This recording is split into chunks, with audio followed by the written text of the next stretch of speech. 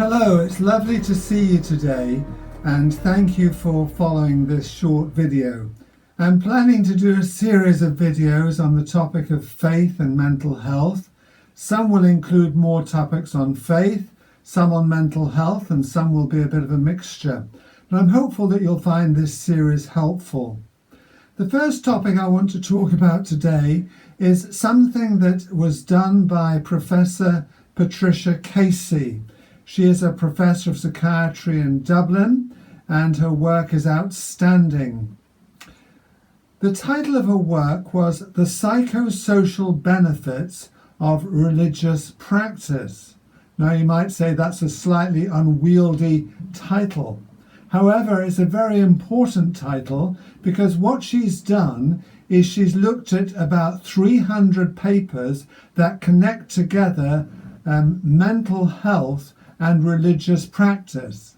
And from those 300 papers, she's made a number of very important conclusions.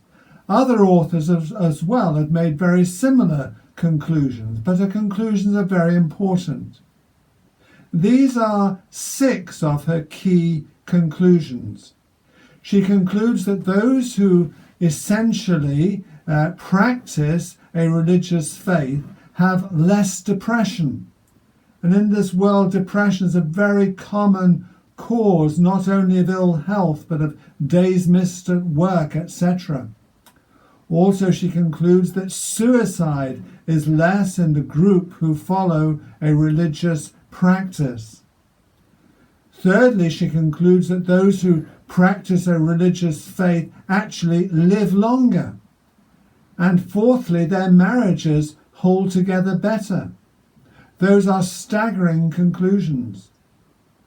Fifthly, she concludes that those who basically follow a religious practice have less problems coping with bereavement. They're able to handle it better. And sixthly, she concludes that those who follow a religious practice or practice their faith actually as young people do better in terms of less drugs, alcohol and other forms of difficult behaviour. So these 6 conclusions are very, very valuable. Of course, she's not the only one who's concluded in this way. There have been many other people who've been working in this area, and they've shown that religious practice is very, very important in terms of mental health. She also adds that essentially, if people followed a religion in practicing it, not just believing it, but practicing it, actually there would be psychosocial benefits. Because if a large number of people follow a religious faith, then there's actually substantial benefit for that community.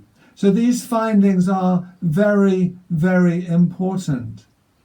Now, I'm working as a psychiatrist. I work 2 days a week in that area. And I find that, sometimes I get the opportunity to talk about someone's religious faith. But of course, in the clinical situation, I need to be a little bit cautious.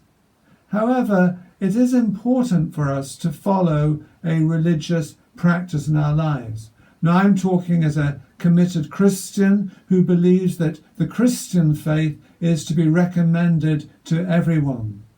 I certainly believe in the death and resurrection of our Lord Jesus Christ, and that he is available to help us on a day-to-day basis. For example, he calls out to us and says, "Come to me, all you that labour and are heavy laden, and I will give you rest." Jesus promises to give us rest in our lives.